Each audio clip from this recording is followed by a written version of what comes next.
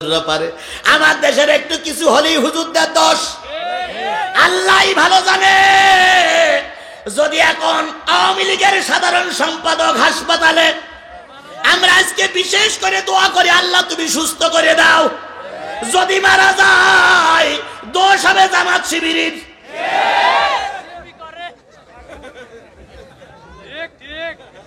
যদি এই মুহূর্তে মারা যায় নিঃসন্দেহে ওরা বলবে জামাত শিবির ষড়যন্ত্র করে ওনারে মেরে ফেলেছে।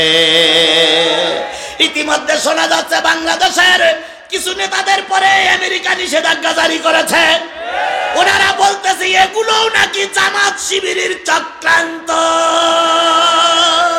যত দোষ নন্দ ঘোষ সত্যটা বললেই দোষ, যত দোষ নন্দ ঘোষ সত্যটা বললেই দোষ।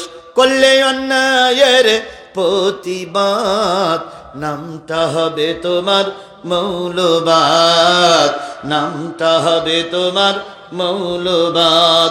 পেন্টাগনে হামলা হলো দোষী খুঁজে নাহি পেল, পেন্টাগনে হামলা হলো দোষী খুঁজে নাহি পেল। ওসামাকে দিল দোষের অপবাদ, নামটা হবে তোমার মৌলবাদ, নামটা হবে তোমার মৌলবাদ। শুকরিয়া আদায় করছি সেই মালিকের, যেই মালিক করোনা নামক মহামারী থেকে আপনাকে আমাকে হেফাজত করেছেন। গোটা বিশ্বে করোনায় প্রায় 50 লক্ষের অধিক মানুষ মারা গেছে। এই 50 লক্ষ মানুষের ভিতরে সবচেয়ে বেশি মারা গেছে ভারতে, আমেরিকায়, চায়নায়, এই সমস্ত দেশে বেশি মারা গেছে। মুসলিম দেশগুলো খুব কম মারা গেছে। আমরা অনেক দেশের খবর শুনি, কিন্তু আফগানে কতজন মারা গেল শুনি নাই। আমরা অনেক দেশের খবর শুনি, কিন্তু পাকিস্তানে কতজন মারা গেছে শুনি নাই। আমরা অনেক দেশের খবর শুনি, কিন্তু ইরানে কতজন মারা গেছে শুনি নাই। এই জন্য শুনি নাই এই 3টা দেশ সহ অনেক দেশ মুসলিম দেশ, আর মুসলমানদেরকে হেফাজতের দায়িত্ব স্বয়ং আল্লাহ নিয়েছে। আমরা যখন কোনো রকম ব্যবস্থা করতে পারছিলাম না, রাস্তায় গেলি গুলি, বাড়ি আসলি মামলা, গোটা দেশ যখন একটা অরাজকতার দিকে, গোটা বিশ্ব যখন অরাজকতার দিকে ঠেলে যাচ্ছিল, ঠিক সেই সময় আল্লাহ করোনা নামক একটা মহামারী দিল। গোটা দেশের মানুষ যা করতে না পেরেছে, আমার আল্লাহ অল্প সময়ের ভিতরে তার চাইতে কোটি গুণ বেশি করেছে। চায়না মুসলমানদেরকে মারে, আবার যখন করোনা আসলো তখন মসজিদে যাইয়ে চায়না সরকার ইমাম সাহেবকে বলল, হুজুর আমারও নামাজ পড়ার সুযোগ করে দেন। কথায় বলে ফান্দে পড়িয়া বগা কান্দে রে। এরা মাঝে মাঝে বিপদে পড়ে যায়। কথা বলেন ঠিক না বেঠিক? আমেরিকা হোয়াইট হাউসে কোরআন তেলাওয়াত করলো। কোরআন তেলাওয়াত করে জাতির কাছে দোয়া চাইল, আল্লাহ ছাড়া বাঁচানোর কোনো লাইন নাই। যখন এই বিপদে পড়ে যায় তখনই কারে ডাকে? জোরে বলেন কারে ডাকে? আমাদের দেশের কিছু কিছু মানুষ বলে আমরা করোনা চাইতে শক্তিশালী। এখন মহা বিপদে আছে দুলাভাই। দুলাভাই এখন জাতির কাছে দোয়া চাচ্ছে, দোয়া করো আল্লাহ পাক যেন আমাকে বাঁচিয়ে দেয়। আপনি না করোনার চাইতে বড় শক্তিশালী। করোনা আপনার থেকে ভয় পায়, আজরাইল আপনার থেকে ভয় পায়, আপনার মতন সরকারকে আল্লাহ ভয় পায় কিনা আল্লাহই ভালো জানে। এখন আমাদের কাছে দোয়া চান কেন? নিজেরাই দোয়া করে সামলা।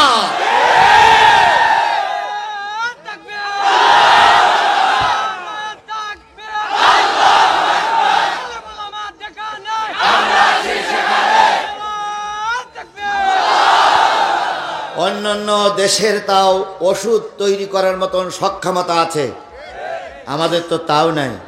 জানি আমাদের পারমাণবিক অস্ত্র নাই, জানি আমাদের রাসায়নিক অস্ত্র নাই, জানি আমাদের মরণাস্ত্র নাই, কিন্তু 2টা জিনিস আমাদের আছে। এক আছে বুক ভরা ঈমান, আর আছে পৃথিবীর বড় সম্পদ আল কোরআন।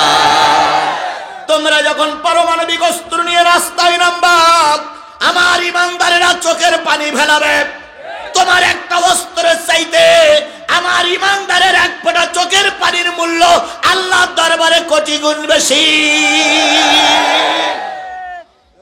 আমরা তো সেই দেশের মুসলমান। আমার প্রাণ প্রিয় মাতৃভূমি বাংলাদেশ, কথা বলেন ঠিক না বেঠিক? সেই বাংলাদেশের মুসলমান আমি। এই জন্য আল্লাহর দরবারে সবাই মিলে শুকরিয়া আদায় করছি, আলহামদুলিল্লাহ। আর একটু জোরে বলুন তো আলহামদুলিল্লাহ। কার শুকরিয়া আদায় করলাম? যে আল্লাহর শুকরিয়া আদায় করলে মানুষের হায়াত বেড়ে যায়, রিজিক বেড়ে যায়, সম্পদ বেড়ে যায়, সেই আল্লাহর আবারও শুকরিয়া আদায় করছি, আলহামদুলিল্লাহ। সর্বকালের সর্বশ্রেষ্ঠ মহামানব, যার আদর্শে আদর্শিত হয়ে আমি নিজেকে উম্মত বলে দাবি করছি, সেই নবী, সেই রসুলের নামে প্রাণ ঢালা দুরূদ আর সালাম সবাই মিলে বলছি সাল্লাল্লাহু আলাইহি ওয়াসাল্লাম। বলুন তো, রসুলের চাইতে ভালো মানুষ কেউ ছিল? এখন কেউ আছে? আগামীতেও কেউ আসবে? কেন আসবে না? কেন থাকবে না? আল্লাহ বলেছেন, ওমা আরসালনাকা ইল্লা রাহমাতাল লিল আলামিন।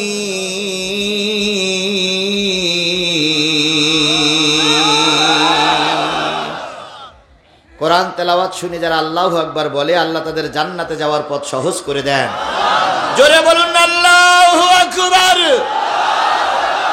কুল, হে নবী আপনি বলে দিন, ইন কুনতুম তুহিব্বুনাল্লাহ, তোমরা যদি আল্লাহরে ভালোবাসতে চাও, ফাত্তাবিউনি, আমি নবী আমার ইত্তেবা করো, ইয়াগফির লাকুম যুনুবাকুম, যদি আমার ইত্তেবা অনুসরণ করো, জীবনের সব গুনাহগুলো মাফ হয়ে যাবে। আর আল্লাহ বললেন, আমি তোমাকে পাঠালাম রহমত করে। কি করে? রহমত মানে কি? দয়া। রহমত মানে কি? রসুলকে শুধু মানুষের জন্য দয়া, রসুলকে শুধু মানুষের জন্য দয়া। রসুল মানুষের জন্য শুধু দয়া নয়, জীব জানোয়ারের দয়া নয়, পশু পাখির জন্য দয়া নয়, সমস্ত কুল কায়নাতের জন্য তিনি ছিলেন মায়ার নবী। কারোর ব্যথা দেখলে নবী সহ্য করতে, কারোর মুখ মলিন দেখলে রসুল তার পাশে দাঁড়াতেন। কোন একটা দুর্বল প্রাণী যদি রাস্তায় পড়ে থাকতো, রসুল বাহন থেকে নেমে ওই দুর্বল প্রাণীটারে সুস্থ করার জন্য চেষ্টা করত।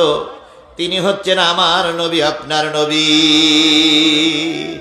জন্মের পরে কেঁদেছেন কাদের জন্য? মৃত্যুর আগ পর্যন্ত কেঁদেছেন কাদের জন্য? এখনো কবরে বসে কাঁদতেছেন কাদের জন্য? কিয়ামতের দিন মুসিবতের কালে যখন সব মানুষেরা আদালত আখিরাতে উঠে যাবে, নবীকে উঠানো হবে, নবীকে সবার আগে উঠানো হবে। আল্লাহর নবী উঠে দেখবে দুনিয়ায় কোনো মানুষ নাই, সব খা খা করছে। আল্লাহর নবী বলবে, আল্লাহ আমি উঠবো না, আমার উম্মতদেরকে জাহান্নামে দিয়ে তুমি আমার শেষে উঠাইছো। আমার আল্লাহ ডেকে বলবে, নবী গো মাথা উঠাও নবী। একটা মানুষকে এখনো উঠানো হয় নাই, এখনো আদম উঠি নাই, ঈসা আলাইহিস সালাম উঠি নাই, মুসা আলাইহিস সালাম উঠি নাই। সর্বপ্রথম তোমাকে আমি ডাকতেছি, ও নবী মাথা উঠাও। সারা জীবন কেঁদেছো, আখিরাতের ময়দানে তোমাকে আমি কাঁদাবো না। যার জন্য সুপারিশ করবে আমি তাকে তোমার সুপারিশ করবে জান্নাতে দিয়ে দিব।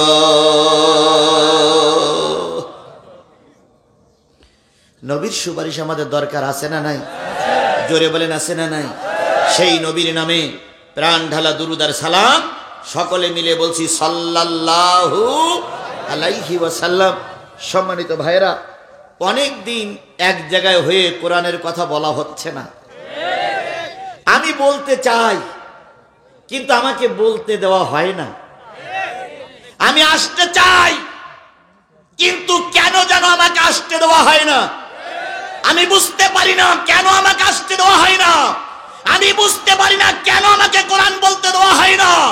আমি তো সরকারের বাইরের কোন লোক নই, আমি তো এই বাংলাদেশের একজন নাগরিক। আমি এদেশের বৈধ একজন নাগরিক। আরো 10 জন কথা বলতে পারে, জিহাদিকে কথা বলতে দেওয়া হয় না কেন? কি দোষ করেছিলাম আমরা? আমরা তো কিসের কথা বলি? নিশ্চয়ই এখানে সরকারের গোয়েন্দা বিভাগের লোক আছে, নিশ্চয়ই এখানে সরকারি দলের নেতা কর্মীরা আছেন, নিশ্চয়ই এখানে টিভির প্রশাসনের লোকেরা আছে। আমি আপনাদেরকে করজোড়ে অনুরোধ করি, আপনারা আমার কথাগুলো রেকর্ড করবেন, অন্তরের অন্তঃস্থল থেকে খেয়াল করবেন আমি আজিজুল কোন কথাগুলো বলি। আজকে বাংলাদেশের নর্তকীরা ঘুরে বেড়ায়, চোর ডাকাত ঘুরে বেড়ায়, বাংলাদেশের যারা জেনাবে বিচার করে টাকা উপার্জন করে তারা ঘুরে বেড়ায়, বাংলাদেশের সবচেয়ে নষ্ট মেয়েরা জাতীয় সংসদে কথা বলার সুযোগ পায়, আর আমার দেশের আলেম ওলামারা জেলখানায় কেঁদে কেঁদে মরতেছে। কি অপরাধ করেছিল আমির হামজা? কি অপরাধ করেছে মিজানুর রহমান আজারি? কি অপরাধ করেছে রফিকুল ইসলাম মাদানী? কি অপরাধ করেছে মামুনুল হক? কি অপরাধ ছিল আল্লামা সাইদির? তারা আজকে জেলখানায় বসে বসে কাঁদতেছে। তারা চোখের পানি ফেলাই যে দোয়া করবে, জেনে রেখো মুসলমান, প্রতিটা দোয়া কাজে লাগবেই লাগবেই লাগবে।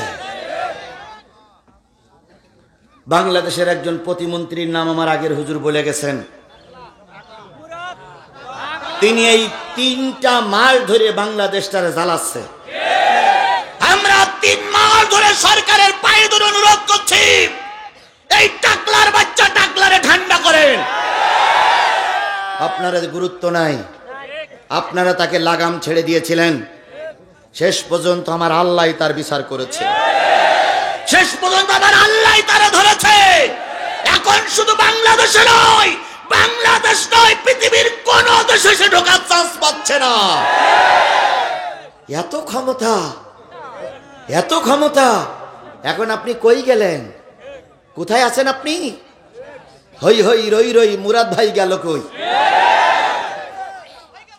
আপনি যে কোনো জেলার আধা মাইল 1/2 কিলোমিটার আপনি টাক বের করে সামনে পিছনে পুলিশ ছাড়া আপনি চলেন তো দেখি আপনার কেমন ক্ষমতা আছে। আপনি কোন মায়ের দুধ খেয়েছেন আর আমরা কোন মায়ের দুধ খেয়েছি? আপনি পুলিশ ছাড়া রাস্তায় নামেন, দেখবেন জনগণ আপনার কিভাবে জুতা পিটা করে সাইজ করে।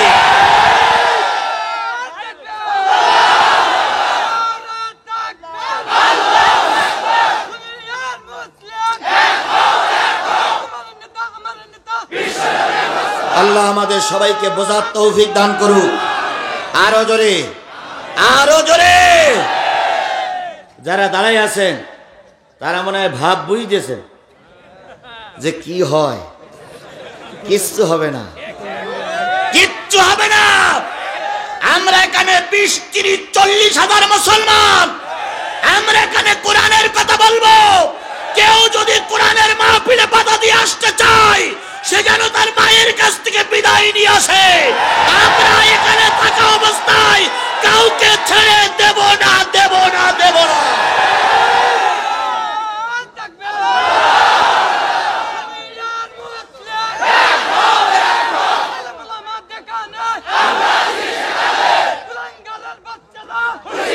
আল্লাহ সবাইকে বোঝার তৌফিক দান করুক। আমার ভাইয়েরা, তাহলে অনেক দিন পরে এসেছি কি শোনার জন্য? আরো জোরে। আল্লাহ বলতেছেন, ওয়াইদা কুরিয়াল কোরআন ফাসতামিউ লাহু ওয়া আনসিতু লাআল্লাকুম তুরহামুন।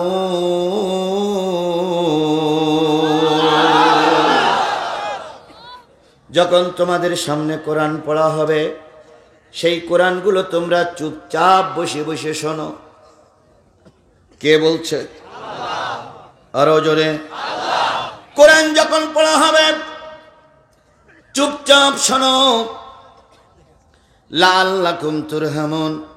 যদি চুপচাপ বসে বসে কোরআন শরীফ শুনতে পারো, আমার আল্লাহ বলেন তোমাদের রহমত দিয়ে ভরে দেওয়া হবে। আল্লাহর কথা মানা ফরজ, ওয়াজিব, সুন্নত না মুস্তাহাব?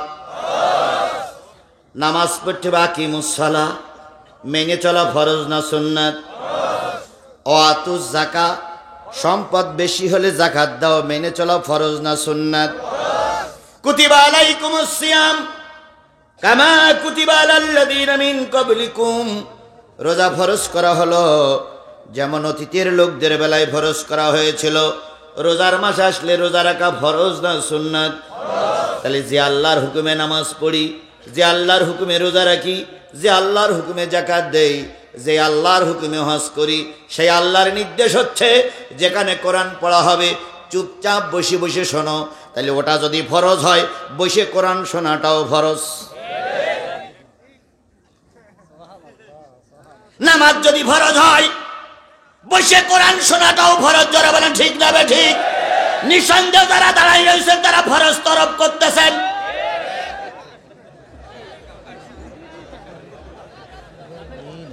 আমার কাছে আমি দেখতেছি যারা দাঁড়াই রয়েছেন তারা ফরজ তরফ করতেছেন। জায়গা কি আছে পিছনে? আছে, বসে। এরপরে যারা এখনো বাজারে ঘুরে বেড়াচ্ছেন আল্লাহর ফরজ তরফ করতেছেন। কারণ তোমাকে আল্লাহ বাদাম খাওয়ার জন্য এখানে পাঠাই নাই, দোকানে চা খাওয়ার জন্য পাঠাই নাই, বাড়ির থেকে বিদায় নিয়ে আসছো কি শোনার জন্য? জোরে বলেন না, কি শোনার জন্য? সুতরাং তোমাকে বসে কোরআন শুনতে হবে যদি তুমি আল্লাহর বান্দা হও। কোরআন বসে শুনলে খুশি হবে কে? আর বাজারে ঘুরে বেড়াইলে খুশি হবে কে? যারা এখনো বাজারে আছো ওরা শয়তানের গোলাম, ওরা আল্লাহর গোলাম না।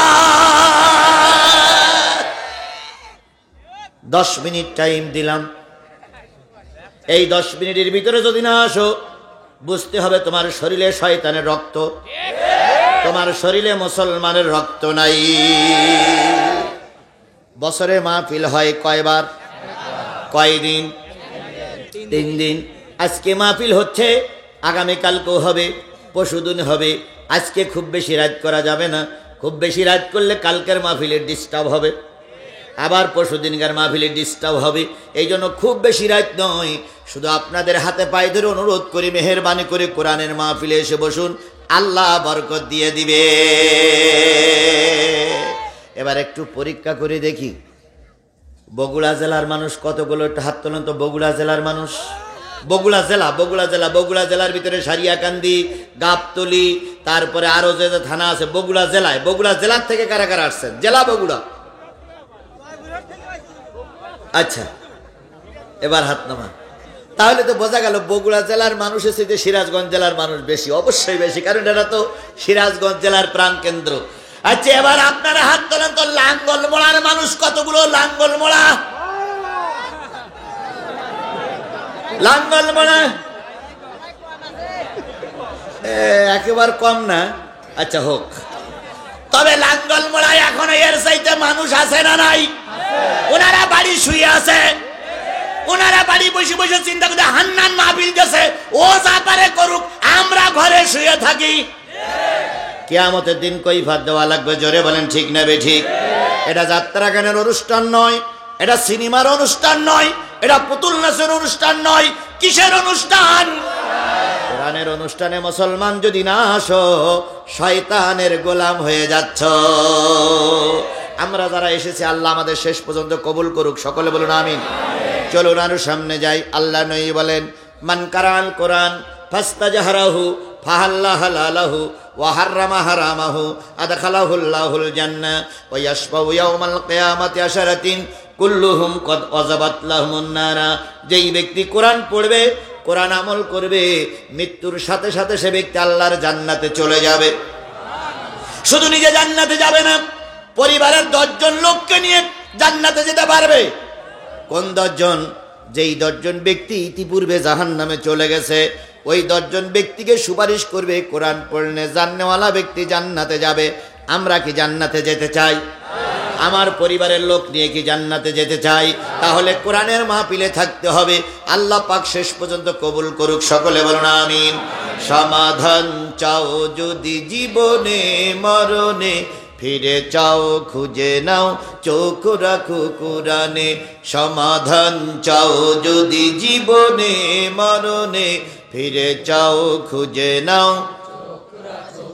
এ বাণী সকলের নয় শুধু মুমিনের, এ বাণী সকলের নয় শুধু মুমিনের, যারাই চলবে মেনে ফল পাবে কোরআনের।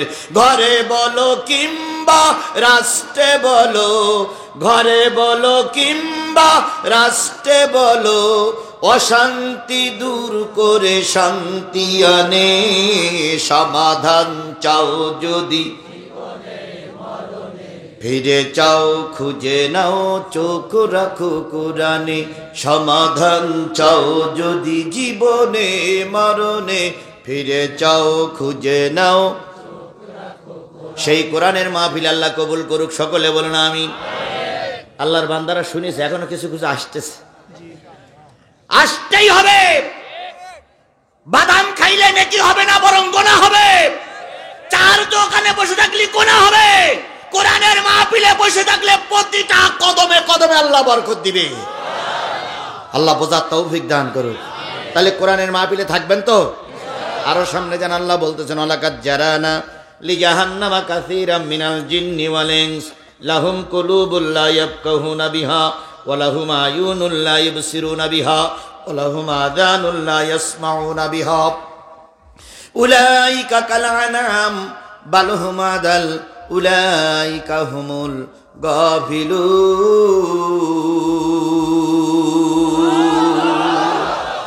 আমি কিয়ামতের দিন, যেদিন জাহান্নাম জান্নাত দেখা যাবে, একদল মানুষ আর একদল জিনকে জাহান্নামে ভরে ফেলবো। যারা জাহান্নামে যাবে তাদের এক নম্বর দোষ হচ্ছে তাদের দিলের ভিতরে কোরআনের জায়গা নাই। লাহুম কুলুবুন লা ইয়াফকাহুনা বিহা, তাদের কলবের ভিতরে অনেকের জায়গা আছে, কিন্তু কিসের জায়গা নাই?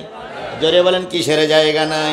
তারা কোরআন দেখতে পারে না, কথা বলেন ঠিক না বেঠিক?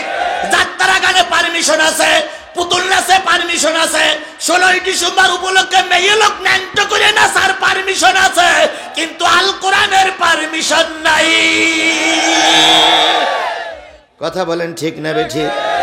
গতকাল যে বিজয় দিবস হয়ে গেল, শহীদদের স্মরণে দেশে যারা মৃত্যুবরণ করেছে তাদের স্মরণে কি দিবস পালন করলাম? বিজয় দিবস পালন করলাম।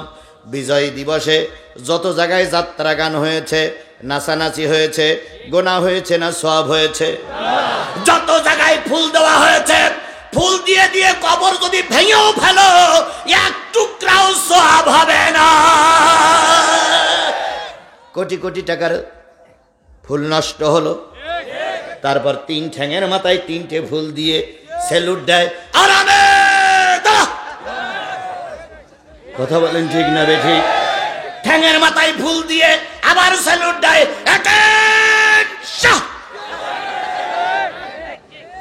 কথা বলেন ঠিক না বেঠিক? সম্মানিত লোকের সম্মান দিতে হবে, এটাও ঠিক, কিন্তু স্যালুটের ভিতরে কোনো বরকত নাই, ফুলের ভিতরে কোনো বরকত নাই। তারপরে কি যাত্রা গানের ভিতরে কোনো বরকত নাই, বরং বরকত ছিল কোরআন খতম করে তাদের জন্য দোয়া করা, সেগুলো তো হয় নাই। বরং গত 16ই ডিসেম্বরে গোটা বাংলাদেশের শত শত মাহফিল বন্ধ করা হয়েছে।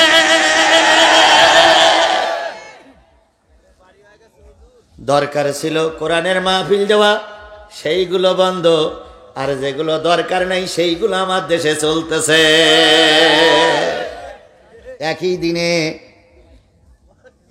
একই দিনে কাজী মোহাম্মদ ইব্রাহিম গ্রেপ্তার হলো, আর একই সময়ে পরিমণি গ্রেপ্তার হলো।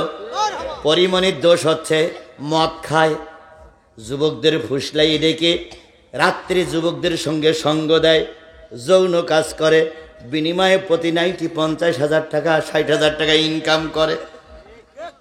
সরকার এটা বুঝে ফেলল, পরিমণিকে গ্রেপ্তার করলো। পরিমণির পক্ষের উকিলেরা হাইকোর্টে নালিশ করলো, হাইকোর্ট পরিমণিরে জামিন দিল। কেন জামিন দিল? তিনি একটা সিনেমা করতেছে, ঢাকাই সিনেমা। এই ঢাকাই সিনেমার তিনি হচ্ছেন নায়িকা। তাই ঢাকাই সিনেমার নায়িকার যদি জামিন দেওয়া না হয়, বাংলাদেশের চিত্র জগৎ অর্থাৎ সিনেমা জগৎ ক্ষতিগ্রস্ত হবে। তাই একজন চামড়া বিক্রেতাকে চামড়া বিক্রি করে যে রাতে টাকা আয় করে, তারে হাইকোর্ট জামিন দিল। পক্ষান্তরে কাজী মোহাম্মদ ইব্রাহিম, তিনি একজন কোরআনের খাদেম। কথা বলেন, তিনি কিসের খাদেম? কোরআনের খাদেম, তিনি কোনো রাজনীতি দলের সঙ্গে পরিচিত নাই। তিনি কোরআনের কথা বললেন, কি বললেন? তিনি বললেন, আমি স্বপ্ন দেখেছি বাংলাদেশের জেলখানায় একজন ইউসুফ বসে আছে। কি স্বপ্ন দেখেছে? ইউসুফ বসে আছে। ওই ইউসুফ জেলখানায় বসে কাঁদতেছে। ওই ইউসুফ কিছুদিনের ভিতরে বেরিয়ে আসবে, তার পক্ষে বাংলার মুসলমানেরা একত্রিত হবে, এদেশ কোরআনের দেশ হয়ে যাবে। এই স্বপ্ন কথার বলার কারণে কাজী মোহাম্মদ ইব্রাহিমকে গ্রেফতার করা হলো, পরিমণি জামিনে মুক্তি পেল। কাজী মোহাম্মদ ইব্রাহিম বইয়ের বিরুদ্ধে হলেন, তাকে জামিন দেওয়া হয় নাই। আল্লাহর কসম, তারা যা দোয়া করবে প্রতিটা দোয়া শরীরের ভিতরে ঢুকবে, কোন ডাক্তারে ভালো করতে পারবে না।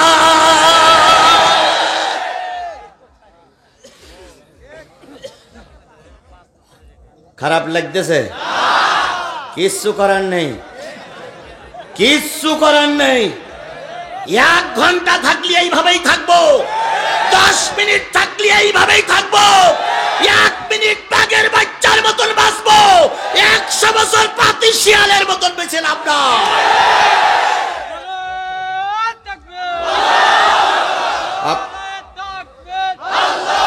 আপনারা ঠিক আছেন তো?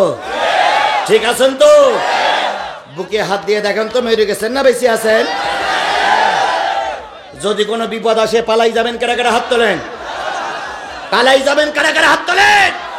থাকবেন কারা কারা হাত তোলেন? যে কারা কারা থাকতে রাজি আছে? মাশাআল্লাহ।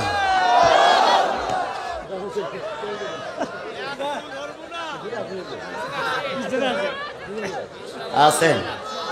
ঠিক আছে। পিছনের ভাইরা বলতে আসি আমরা। কেউ থাক আর না থাক, কে আছে? জোরে বলেন, কেউ না থাকলে আমার কে আছে?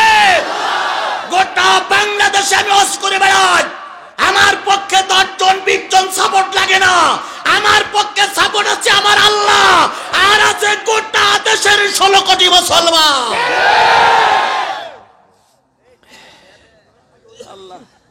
ভাই, এদের একটু কাজ করতে দেন। এরা যে কাজ করছে, এই অস্টাই আমেরিকায় বসে মানুষ দেখতেছে, এই অস্টা লন্ডনে বসে মানুষ দেখতেছে। আপনি এখানে 30,000 লোক শুনতেছেন, আর গোটা বাংলাদেশের এই মুহূর্তে হয়তো 1/2 কোটি কিংবা 1 কোটি লোক অজ দেখতেছে। সুতরাং ওদেরও সুযোগ করে দেন। আর তোমাদেরও বলি, এমন ডিস্টার্ব করি না যে মানুষ রেগে যায়। সবাই খুশি থাকতে। আমার সোনার মানিকেরা অনেক দূর থেকে এসেছে, আল্লাহ ওদের রহমত করুন। আমার ভাইয়েরা, তাহলে যাদের দিলে কোরআন ভালো লাগে না, তারা যাবে কোন জায়গায়? আয়ুনুল্লাহ ইউবসিরুনা বিহা। তাদের আরেকটা দোষ আছে, তাদের চোখ আছে কিন্তু চোখ দিয়ে তারা দেখে না। কি দেখে না? আরো জোরে বলেন, কি দেখে না? শুধু কোরআন দেখে না, না কোরআনওয়ালাদেরও দেখে না। যদি তাই দেখতো, তাহলে আমার প্রিয় ভাই, সম্মানিত ভাই মুরাদ এমন কথা বলতে পারতো না। সম্মানিত ভাই কেন বললাম? উনি তো একজন মন্ত্রী। কি মন্ত্রী? বাংলাদেশের তথ্য প্রতিমন্ত্রী, বিরাট একটা পদে ছিলেন। আমরাও সম্মান করেছি, পুলিশ প্রশাসন তোমাকে স্যালুট দিয়েছে। কিন্তু এমন কথা বললে দুলা ভাই, বাংলার জনগণ তোমার আর মেনে নিল না। এখন বউ ছেলে ফিলেও মেনে নেয় না। বউ কয়, তুমি বলতে গেলে কেন বাড়ি জায়গা নাই? কানাডা কয়, তুমি ঢুকলে কেন তোমার ঢুকতে দেওয়া হবে না? আবুধাবিতে গেল, সেখানেও ঢুকতে দেওয়া হলে না। শেষ পর্যন্ত দেখা গেল এমন একজন নামি দামি মন্ত্রী প্ল্যাটফর্মের পরে মুখটা ঢেকে নাক ডাকায় ঘুমায়। কুকুর কয়, কেউ যখন তোর দেখে না, আমি একটু দেখি। আস্তে করে কুকুর এসে ইঞ্জেকশন দেয়। তাহলে এত বড় নেতা ছিল, এখন কুকুরের পেশাব খেয়ে মরতেছে। কথা বলেন ঠিক কিনা? তাহলে বোঝা গেল ইসলামের পক্ষে থাকলে হিরো থাকা যায়, ইসলামের বিপক্ষে গেলে জিরো হয়ে কবরে যাওয়া লাগে। এখন আত্মবাহাদুরি করো না। হ্যাঁ, মসজিদের মেম্বারের পরে বসে পর্যন্ত হুজুরদের শাল্টিং দিয়েছে। বলেন রাষ্ট্র ধর্ম মানি না, ইসলাম মানি না, মানি না, হুজুররাও বলেছে হি হি হি। এগুলো হুজুরি জাত না। যেগুলো বলেছে রাষ্ট্র ধর্ম ইসলাম মানি না, তো ওর সঙ্গে যারা শাহেদ আছে, এগুলো সব পোড়া হুজুর নামের কলঙ্ক। কথা বলে ঠিক না বেটি? আর আজকে বক্তৃতা জগতে কিছু কলঙ্কিত বক্তার আবির্ভাব হয়েছে। সব বক্তারা যদি হক কথা বলতো, আল্লাহর কসম বক্তৃতা জগতে তো কলুষিত হতো না। কিছু বক্তা ওয়াজ করে আর কিছু বক্তা কয় অত সত্য কথা বলার কি দরকার, ৬০,০০০ টাকা পালি হইল। কেউ টাকার পিছনে ঘুরতেছে, কেউ কোরআনের পিছনে ঘুরতেছে। কথা বলেন ঠিক না ঠিক? টাকা নিয়ে কবরে যাওয়া যাবে না, আল্লাহর নবীর কাছে দাঁড়ানো লাগবে। টাকা নিয়ে কবরে যেতে পারবে না, আল্লাহর কাছে কৈফিয়ত দেওয়া লাগবে। আজকে যত টাকা নিচ্ছ প্রতিটা টাকার হিসাব মালিকের কাছে দেওয়া লাগবে। কত টাকা নিয়েছ আর কতটুকু ইসলামের কাজ করেছো, জবাব আমার আল্লাহর কাছে দেওয়া লাগবেই লাগবেই লাগবে। সুতরাং কোরআন যারা দেখে না, হুজুর যারা দেখে না, তারা যাবে কোথায়? আরো জোরে বলেন। আযানুল লা ইয়াসমাউনা বিহা। আযান মানে ডাক, আযান মানে আহ্বান। আমি কিসের ডাক ডেকেছি? কোরআনের ডাক ডেকেছি। সূরা সব ২৮ নম্বর পারার ৩টা আয়াতের আহ্বান আপনাদের কাছে করেছি। এই আযান যাদের কানে ভালো লাগবে না, এই আজান যাদের চোখে ভালো লাগবে না, এই আজান যাদের দিলে ভালো লাগবে না, আমার আল্লাহর ভাষায় ওরা জাহান্নামী। আমার আল্লাহর ভাষায় ওরা কি? জাহান্নামী। যারা এখনো চার দোকানে বসে আছো রে ভাই, আমি আপনাদের পায়ে ধরে বলি, আগামী ২ দিন থাকবা কিনা ওটা তোমার ব্যাপার। কিন্তু আজকের আমার মাহফিলে যদি না আসো, আজকের আমার মাহফিল যদি না শোনো, আজকের কোরআনের আলোচনা যদি না শোনো, এই ৩০,০০০ লোক নিয়ে তোমার জন্য আল্লাহর কাছে নালিশ করব। আল্লাহ কোরআনের মাহফিল হয়েছিল, তোমার বান্দারা ছিল, শয়তানের গোলামগুলো রাস্তায় ছিল। এখনো সময় আছে, ফিরে এসো। আজকের এই কোরআনের মাহফিলে যদি আল্লাহ হেদায়েত দেয়, অতীতের সব গুনাহ আল্লাহ মাফ করে দেবে। তাহলে যে জিনিসটা বোঝাতে চাচ্ছিলাম, কোরআনের আজান দিয়েছে, আজান যাদের কানে ভালো লাগবে না তারা যাবে কোথায়? উলাইকা কালানাম। আমার আল্লাহর ভাষায় তারা হলো চতুষ্পদ জন্তুর মতো। বালহুম আদাল উলাইকা হুমুল গাফিলুন। তারা হলো গাফেল। তাহলে যাদের দিলে কোরআন ভালো লাগে না, চোখে কোরআন ভালো লাগে না, কানে কোরআন ভালো না, তারা যদি জাহান্নামে যায়, আপনারা জাহান্নামে যেতে চান না জান্নাতে যেতে চান? জান্নাতে যেতে চান না জাহান্নামে যেতে চান? তাহলে আমি কোরআনের আহ্বান করেছি, কোরআন দিয়ে কথা বলবো। শেষ পর্যন্ত কারা কারা থাকতে রাজি আছেন? 2 হাত উঁচু করে আল্লাহরে দেখান। শোনেন, হাত উঁচু করে রাখেন। যারা থাকবেন না তারা হাত উঁচু করবেন না, ডাইরেক্ট অ্যাকশন। যারা থাকবেন না তারা হাত উঁচু করবেন না। এইবার দেখেন তো কারা হাত উঁচু করিনি? সবাই হাত উঁচু করেছে। এবার হাত নামান। হাত উঁচু করে কারে দেখাইছি? জোরে বলেন, কারে দেখাইছি? আমার আল্লাহকে হাত উঁচু করা দেখেছে? দেখেছে? তাহলে আমরা সূরা সফের এই 3টা আলোচনা শুরু করছি। আমি আর কথা বলবো 12:30 পর্যন্ত। এখন বাজে হলো 12:30 পর্যন্ত কথা বললে রাত বেশি হয়ে যাবে না তো? যেহেতু কালকের মাহফিল আছে, পরশুদিনের মাহফিল আছে, হ্যাঁ বেশি হবে না তো? কারোর হক নষ্ট হবে না তো? আমি কিন্তু সকলের হক আদায় করতে চাই। এখন বাজে 11:15। তাহলে আর 1 ঘন্টা সময় আমাদের হাতে বাকি আছে। আর 10-15 মিনিট যাবে এমনি মোনাজাতটা দিতে। এই 1 ঘন্টা সময় পেশাব লাগুক, পায়খানা লাগুক, যত বড় সমস্যা হোক, ময়দান ছাড়া যাবে না। রাজি? রাজি? রাজি? আল্লাহ আমাদের কবুল করুক, সকলে বলুন আমিন। রাজি হয়েছেন বলে আপনারা? যদি আপনারা চলে যান, কেউ না দেখলে ফেরেশতা দেখবে, কেউ না দেখলে আমার আল্লাহ দেখবে। আচ্ছা, পেশাব লেগেছে না কারো? লাগলি সে লোকটা হুজুর আমার 1 নম্বর। আর শোনেন শোনেন শোনেন, এখানে শুকনো মাটি না? শুকনো মাটি না? হ্যাঁ, শুকনো মাটি। যদি একান্তই অসুবিধা হয়, ওদিক ছেড়ে দেবেন, টেনে নেবে মাটিতে, সমস্যা নেই। তো তবু ময়দান ছাড়া যাবে না। আল্লাহ কবুল করুক। আরো জোরে। কোন সূরা? কত নম্বর পারা? 28 নম্বর পারার 61 নম্বর সূরা, সূরাতুস সফ। সব শব্দের অর্থ হচ্ছে ঐক্যবদ্ধ হয়ে, সারিবদ্ধ হয়ে লাইনে দাঁড়ানো। কান্নাহুম বুনিয়ানুম মারসুস। যেমন যেন শীষেডালা পাহাড়ের মতো। শীষেডালা পাহাড় যদি হয়, কোনো শয়তান তাকে ধাক্কা দিয়ে ফেলাই দিতে পারে না, তবে হুজুররা পারে। হুজুররা পারে কান নাকি? হুজুররা পারে। আমার দেশের একটু কিছু হলেই হুজুরদের দোষ। আল্লাহই ভালো জানে, যদি এখন আওয়ামী লীগের সাধারণ সম্পাদক হাসপাতালে, আমরা আজকে বিশেষ করে দোয়া করি, আল্লাহ তুমি সুস্থ করে দাও। যদি মারা যায় দোষ হবে জামাত শিবিরের।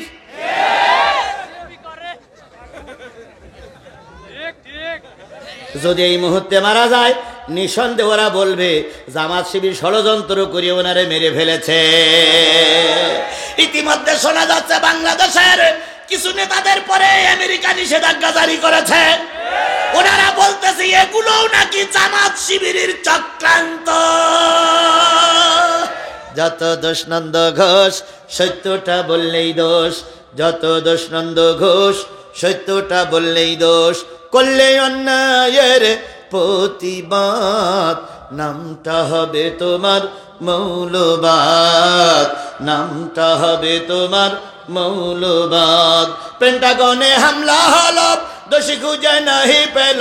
পেন্টাগনে হামলা হলো, দোষী খুঁজে নাহি পেল। ওসামাকে দিল দোষের অপবাদ, নামটা হবে তোমার মৌলবাদ, নামটা হবে তোমার মৌলবাদ। কেন বললাম হুজুরদের দোষ? এটা কারণও আছে। দেখবেন রাস্তায় যদি একটা কুকুর মরে থাকে, আমাদের দেশের নেতারা কয় ও কুকুরটা হুজুর যাই মেরিস।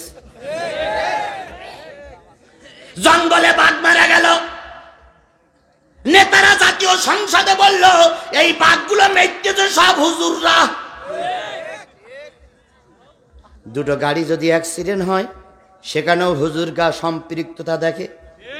কথা বলেন ঠিক না বেঠিক? আমার দেশে এক সময় কারেন্ট বন্ধ হয়ে গেল, গোটা দেশে কোনো জায়গায় বাতি জ্বলি নাই।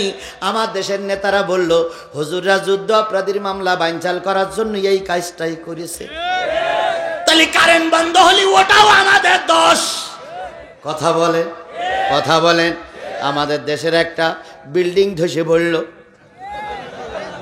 রানা প্লাজা। কয়তালা? 9 তালা। 9 তালা বিল্ডিং ধসে পড়ল। আমার দেশের মন্ত্রীরা বলল ওগুলো হুজুররা ধাক্কাই ধাক্কাই ফেলাই দিয়েছে। তালি বোঝেন 9 তালা বিল্ডিং হুজুররা ধাক্কাই ফেলাই দিতে পারে, তালি হুজুরদের বাহুতে কত পরিমাণ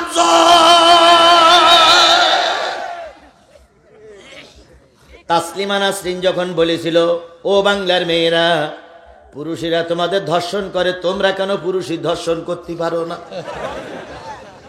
ও বাংলার মেয়েরা, পুরুষেরা হাফ প্যান্ট পরে ঘুরে বেড়ায়, তুমি কেন ফুল প্যান্ট পরো, হাফ প্যান্ট কেন পরো না? পুরুষ 4টে বিয়ে করে, তুমি কেন 4টে বিয়ে করতে পারো না? আমাদের সিলেটের এক মুরব্বী ছিল, বয়স তার 90 বছর। সেই 90 বছরের দাদা পেপারে এসে বলেছিল ও তাসলিমা নাসরিন, তোর বাহুতে কত শক্তি, তোর গায়ে কত শক্তি, আমি 90 বছরের বুড়ো, আমার সঙ্গে আয়, তুইও বুঝবি যে ধর্ষণ করা যায় কিনা। চাচার ঠেলা কি!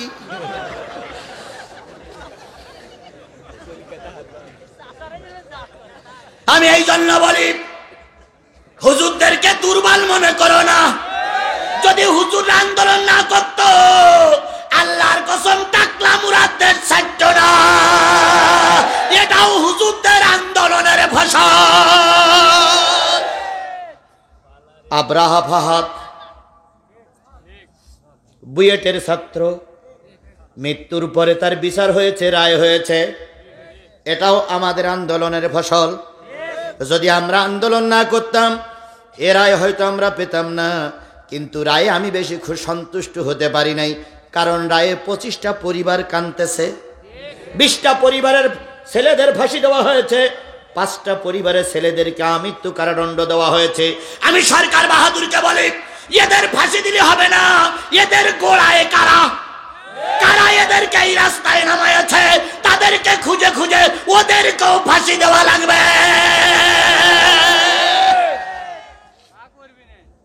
আগারগুলো মারে, গোড়ারগুলো ঠিকই থাকে।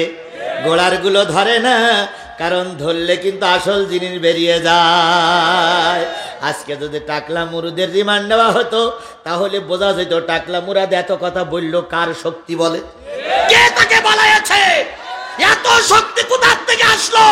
মুসলমানদের পয়সায় বেতন খাইয়ে এই টাকলার বাচ্চা ইসলামের বিরুদ্ধে কথা বললো, নিশ্চয়ই কেউ তাকে বলাইছে। সরকারকে বলিয়ে রিমান্ডে নাও, নিজের কাছে তল্লাশি করো, নিশ্চয়ই আসল তথ্য বলে দেবে।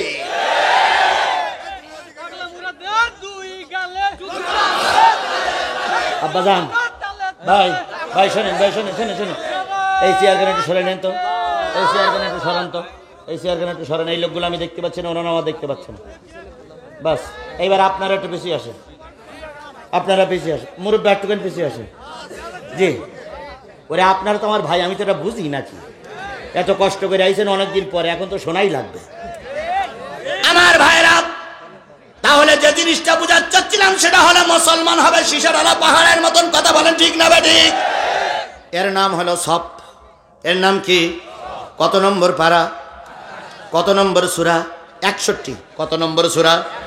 14টা আয়াতের ভিতরে আমার তেলাওয়াতকৃত আয়াত 10, 11, 12 কয়টা? এই 3টা আয়াত যখন নাজিল হলো, আল্লাহর রাসূল তখন উহুদের ময়দান থেকে আহত অবস্থায় ঘরে ফিরেছে। রাসূলের হেলমেট ভেঙে কড়া মাথায় ঢুকে গেছে। রাসূল তরবারির আঘাতে ক্ষতবিক্ষত হয়েছেন, রসুলের শরীর থেকে রক্ত টপ টপ করে পড়তেছে। তখন এত বড় ডাক্তার ছিল না, কবিরাজ ছিল না, রক্ত বন্ধ হয় না, রক্ত ব্যান্ডেজ করে নবীজি ইমামতি করতেছেন। হযরত আল্লাহর নবী ইমামতি করে ঘরের ভিতরে ফিরেছেন। এমত অবস্থায় মুসল্লিরা মসজিদে বসে আছে, বসে বসে যুক্তি করতেছে, পরামর্শ করতেছে। আমার ভাই শাহাদাত বরণ করেছে, আমার বাবা শাহাদাত বরণ করেছে, আমার সন্তান শহীদ হয়ে গেছে, আমার হাত নাই। আরেকজন বলতেছে আমার পা নাই রে ভাই, আরেকজন বলতেছে আমার আঘাত খেয়েছে ঘাড়ে, আরেকজন বলতেছে আমি আঘাত খেয়েছে পিটি। এই অবস্থায় আমরা সবাই রক্তাক্ত। এখন কি আমল করলে, কি কাজ করলে জান্নাতে যাওয়া যায়? অল্প কাজ করে আমরা যেন জান্নাতে যেতে পারি, এই আমলটা কি বলো তো আবু বকর? আবু বকর বললেন আমি জানি না। বলো তো ভাই ওমর? ওমর বললেন আমি জানি না। বলো তো ভাই ওসমান? ওসমান বললেন আমি জানি না। বলো তো ভাই আলী?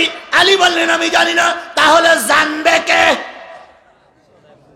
জানবে হলো মুহাম্মদ রাসূলুল্লাহ সাল্লাল্লাহু আলাইহি সাল্লাম, জানবে আল্লাহ। তাহলে আল্লাহ যদি জানে, আল্লাহর কাছে প্রশ্ন করবে কে? নবী। তাহলে চলো আমরা সবাই নবীর কাছে যাই, নবীর কাছে দিয়ে প্রশ্ন করে এই ক্ষতবিক্ষতর পরও কি কাজ করলে জান্নাতে যাওয়া যাবে। আল্লাহ নবীর কাছে প্রশ্ন করবে, কে করবে? কাউকে কারো সাহস হচ্ছে না। সবাই মিলে বলল আবু বকর তুমি প্রশ্ন করো, কারণ তুমি রাসূলের সবচাইতে প্রিয় লোক। তোমার সঙ্গে রাসূল মক্কা থেকে হিজরত করে মদিনায় এসেছে, তুমি আর নবী এক জায়গায় থাকো। আল্লাহ নবী বলেছেন আমার পরে কেউ যদি মদিনার মসজিদের ইমাম হয়, তুমি আবু বকর ইমাম হবা। সুতরাং তোমার মর্যাদা বেশি, তুমি আল্লাহ রসুলের কাছে প্রশ্ন করো। আবু বকর বলেন তুমি কি দেখেছো রসুলের রক্ত পড়তেছে? এখন আমি প্রশ্ন করতে পারবো না। ওমর তুমি প্রশ্ন করো। ওমর বলেন আমি প্রশ্ন করব, আমি রসুলকে মারার জন্য গিয়েছিলাম, প্রতিমধ্যে আমার হেদায়েত আল্লাহ দিলেন। রসুল যদি এই কথাটা মনে করে কিয়ামতের দিন আমার সুপারিশ করবে না, তাই তোদের কাছে মাপ চাই, তোরা আমার রসুলের কাছে পাঠাইস না। ওসমান তুমি যাও, যেহেতু তুমি রসুলের ডবল জামাই। রসুলের কি জামাই? ডবল জামাই জুন্নুরাইন, তুমি যাও। ওসমান বলেন আমি যেতে পারবো না। আলী রে, রসুলের সঙ্গে তোর সাইটে সম্পর্ক, তুই রসুলের চাচাতো ভাই, সবচেয়ে অল্প বয়সে তুই কালেমা পড়ে মুসলমান হয়েছিস। আল্লাহ নবী বলেছেন তুমি হলে আল্লাহর বাপ, এরপরে প্রিয় নবীর কন্যা ফাতেমার সঙ্গে তোমার বিয়ে হয়েছে, তুমি যাও। আলী বললেন আমি যেতে পারবো না। এমন সময় রসুল বাইরে বেরিয়ে আসলেন। বেরিয়ে এসে নবীজি বলতেছেন আমার সাহাবীরা, তোমরা মসজিদে যে আলোচনা করতেছিলে, ওই আলোচনায় বিনা ফোনে বিরাট টরে টক্কাই বিনা আওয়াজে আমার মালিকের কাছে পৌঁছে গেছে। মালিক তোমাদের আওয়াজ শুনেছে, শুনে যে জবাব দিয়েছে সেই জবাবটা নিয়ে আমি তোমাদের কাছে এসেছি। তোমরা যদি জান্নাতে যেতে চাও তাহলে আল্লাহর বাণী শোনো। এবার রাসূল পড়ে শোনালেন, ইয়া আইয়ুহাল্লাযীনা আমানু হাল আদুল্লুকুম আলা তিজারাতিন তুনজিকুম মিন আযাবিন আলীম। হে ঈমানদারেরা, তোমাদেরকে এমন একটা ব্যবসার কথা বলে দেব না, এমন একটা কাজের কথা কি বলে দেব না যেই কাজ করলে কেউ দোজখে যাবা না। দোজখে যেতেছেন কেনা? একটু হাত তোলেন তো ভাই, দোজখে যেতেছেন কেনা? আল্লাহ, এতগুলো লোক, একটা দোজখে যাওয়ার লোক নেই? ওরে আল্লাহ, তাহলে আর আমাকে মাহফিল দিয়ে দরকার কি? সব তো বেহেশতি। হান্নান ভাই কোন জায়গা থেকে দেন আল্লাহ ভালো জানে, আমার কার টাকা লাগবে না, এই এলাকার লোক সব বেহেশতি। সুবহানাল্লাহ। জি, তারপরে বলে সুবহানাল্লাহ। এবার ভেস্তে যেতেছেন কারাগারে, একটু হাত তোলেন। ওরে সর্বনাশ, এত লোক ভেস্তে গেলে জায়গা হবে তো? আল্লাহু আকবার। ভেস্তে একটা বেশি, কিন্তু ভেস্তে একটা কি? দোজখ কয়টা আর ভেস্তে কয়টা? আপনাদের জন্যই আল্লাহ ভেস্তে তৈরি করে গেছে। সুবহানাল্লাহ। আমার ভাইরা, এই মজলিসে একটাও সুদখোর আছে? আছে সুদখোর? আছে আছে আছে। আচ্ছা বলেন তো, বাংলাদেশের কতগুলো মসজিদ? 5 লক্ষ মসজিদ। 5 লক্ষ মসজিদে আজকে কি বার গেল? শুক্রবার গেছে। এই শুক্রবারের নামাজের সময় কোন ইমাম এ ওয়াজ কি করেছে যে সুদখোরেরা ভেস্তে যাবে? শুনেছেন কোনদিন? কোনদিন শুনেছেন? আমিও তো শুনিনি। তাহলে সুদখোর যাবে কোন জায়গায়? জাহান্নামে। তাহলে সেই সুদখোর যে কটা আছেন, দয়া করে হাত তোলেন।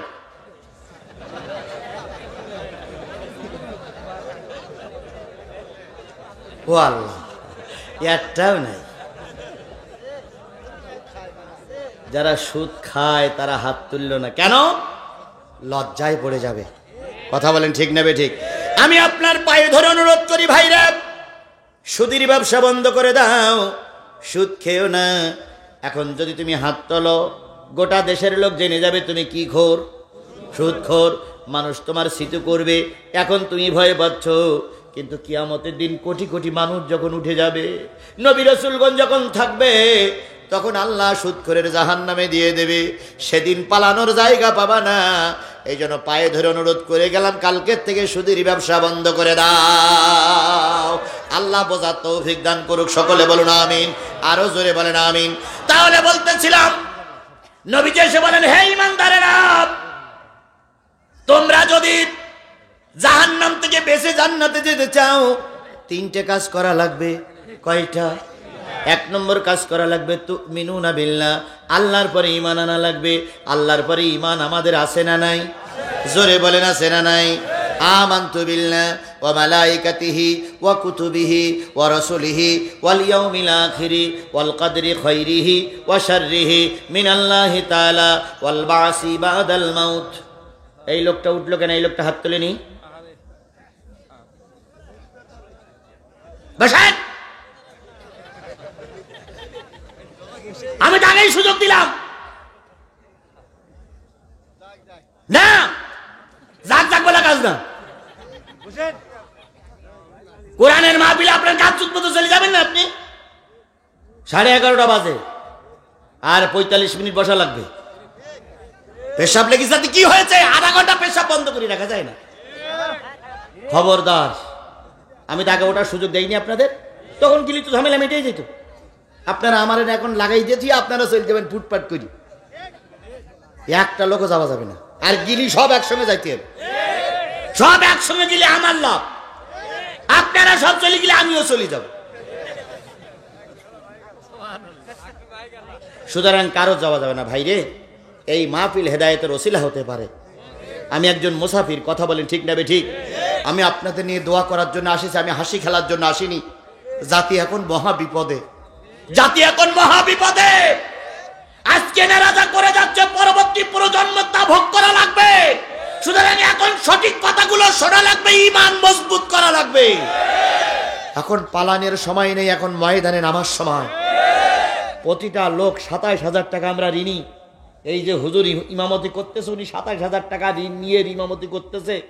ঋণগ্রস্ত ব্যক্তির জানাজা হয় না, ঋণগ্রস্ত ব্যক্তির আল্লাহ মাফ করবে না। আমি আপনি ২৭,০০০ টাকা বিদেশের কাছে ঋণী, ওই ঋণ নিয়ে আমরা চলতেছি। সঠিক কথাগুলো আমাদের জানার দরকার আছে না নাই? সুতরাং সকলের কাছে অনুরোধ করি, অল্প সময়, সারা দিন, অনেক দিন তো টেলিভিশনের সামনে ব্যয় করেছেন, অনেক দিন যাত্রা গান শুনতে ব্যয় করেছেন, অনেক দিন পুতুল নাচ সিনেমায় ব্যয় করেছেন। আজকে 1 ঘন্টা যদি কোরআনের মাহফিলে ব্যয় করেন, আল্লাহ পাক সারা রাত্রে নফল নামাজ পড়ার সওয়াব দিয়ে দেবে।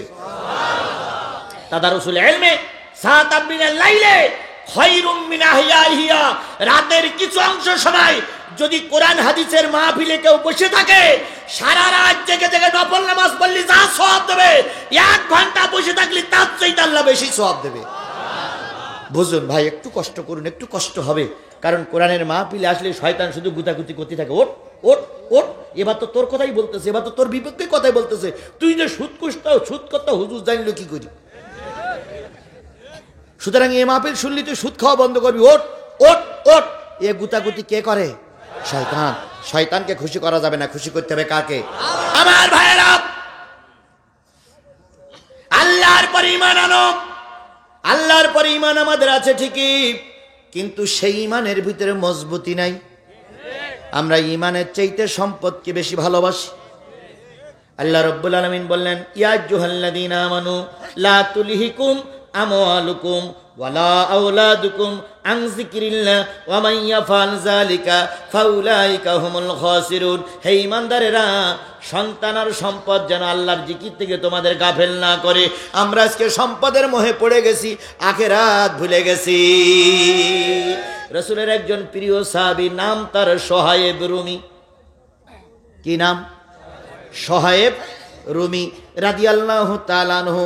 প্রাথমিক অবস্থায় যে 7 জন কলেমা পড়ে মুসলমান হয়েছিলেন, তার ভিতরে একজন ছিলেন আবু বকর, একজন ছিল আলী, আর একজন ছিল সোহায়েব রুমি, আর একজন ছিল খাব্বাব, আর একজন ছিল খোবাইব, একজন ছিল সুমাইয়া। এভাবে করে 7 জন যখন কালেমা পড়ে মুসলমান হলো, তার ভিতরে সোহায়েব রুমি একজন ছিলেন। তিনি বয়সে মুরব্বী, কিন্তু কালেমা পড়েছেন, ইমানের দীপ্ততা বেড়ে গেছে। দীর্ঘদিন মক্কায় দাওয়াতি কাজ চলল। মক্কার পরিবেশ যখন ভালো হলো না, রাসূলকে বলা হলো হিজরত করে মদিনায় চলে যাও, প্রিয় জন্মভূমি ছেড়ে মদিনায় চলে যাও, মদিনার পরিবেশ ভালো।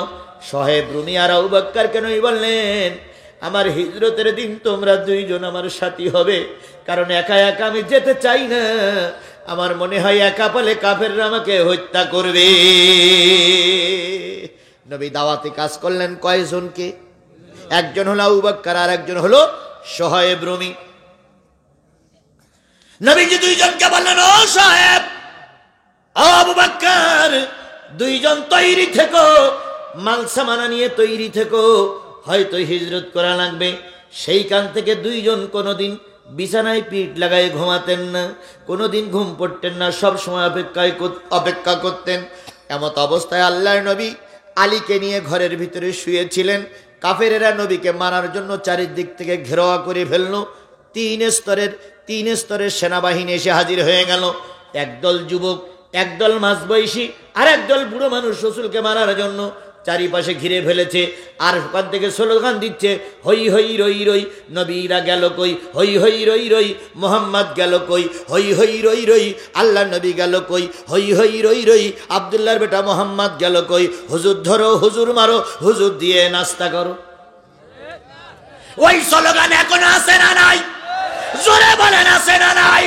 সেদিন স্লোগান দিয়েছিল আবু জেহেলের গোষ্ঠী, আর আজকে যারা স্লোগান দিচ্ছ, তোমার রক্ত আর আবু জেহেলের রক্ত নিশ্চয়।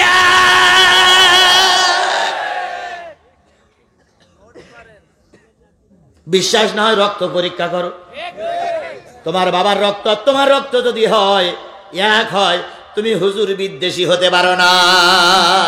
তোমার বাপ মসজিদে নামাজ পড়ে আর তুমি হুজুর খুঁজে বেড়াও। তোমার বাপ মসজিদের মুয়াজ্জিন আর তুমি রাস্তায় হুজুরের ঠ্যাং ভাঙো। তুমি তোমার বাপ মসজিদের কমিটির সদস্য আর তুমি আল্লামা সাঈদীর বিরুদ্ধে রাজপথে মিছিল করো।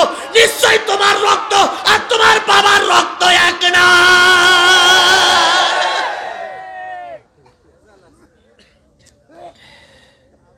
আর এখন তো সব জায়গায় ভেজাল। এই জন্য মুসল্লিরাও এসে মসজিদে এসে নিয়ত করে একটা দাহাতু ভেজালিমা। আগে বলতো একটা দাহাতু বিহাজালিমা, আর এখন বলে একটা দাহাতু ভেজালিমা। কেন বলে?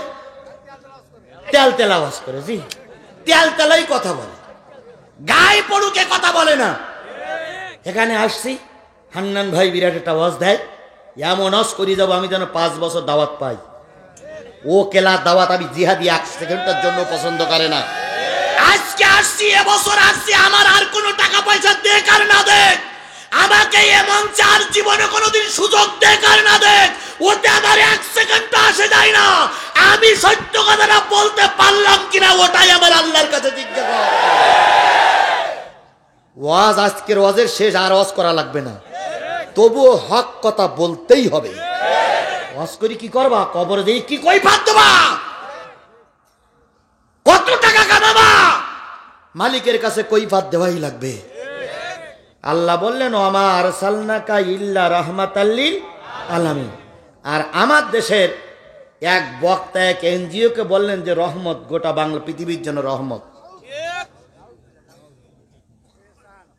এহসান গ্রুপ, উনি বললেন যে গোটা পৃথিবীর জন্য এহসান একটা রহমত। উনি কোরআনের আয়াতের সঙ্গে ওইটা লাগাই দিয়ে উনি ওনার সাপোর্ট গামার জন্য চেষ্টা করেছেন। সুদীর ব্যবসা হালাল করার জন্য আপনি সাপোর্ট দিয়েছেন। আল্লাহর কাছে আপনার জবাবদিহিতা করা লাগবে। গোটা দেশের মানুষকে কাঁদিয়েছেন, আজও কাল হোক আপনিও আদালত আখেরাত উঠবেন, আর এই গরিব মানুষগুলো উঠবে। দেখি সেদিন কে বেঁচে যায়। বড় বক্তা কিনা ওটা আল্লাহ জিজ্ঞেস করবেন, আল্লাহ জিজ্ঞেস করবে আমল কতটুকু করেছো। আমি বাংলাদেশের বড় বক্তা হতে চাই না, কিন্তু বাংলাদেশে যে কয়জন সঠিক পথে কথা বলে আমি তাদের কাতারভুক্ত একজন হতে চাই। আমার বড় পাবলিসিটির দরকার নাই, আমার খুব বেশি নাম দামেরও দরকার নেই, কারণ নাম দাম হবে কি করে? আমি এত সুন্দর করে কি বলে লেখাপড়া শিখিনি, আমি এত বড় আলেম না, আমি এত বড় বক্তাও না, আমি ছোট্ট একটা মানুষ। তবে আমার নিয়ত, আমার পরিবারের নিয়ত, আমার বংশের নিয়ত, যতদিন বেঁচে আছো বাঘের বাচ্চার মতন বাঁচো, পাতি শিয়ালের মতন বেঁচে লাভ নাই। মৃত্যু যখন হয়েছে মৃত্যু একদিন হবে, সেটা কোরআনের পক্ষে থাকো, শয়তানদের পক্ষে থেকো না। আমি আপনাদের কাছে বলে গেলাম, আমি আপনাদের কাছে চ্যালেঞ্জ করলাম, আপনারা আমার নিয়ে যাচাই বাছাই করবেন। আমার কথা কাজে যদি মিল না থাকে, কোনো জায়গায় যদি দুর্বলতার পয়েন্ট পান, দোহাই আপনাদের, অনুরোধ আপনাদের, আপনারা আমার ত্রুটিটা ধরে দেবেন। আমি কখনো রাগ করব না, বরং আমার ত্রুটিটা সংশোধন করে নেওয়ার জন্য চেষ্টা করব।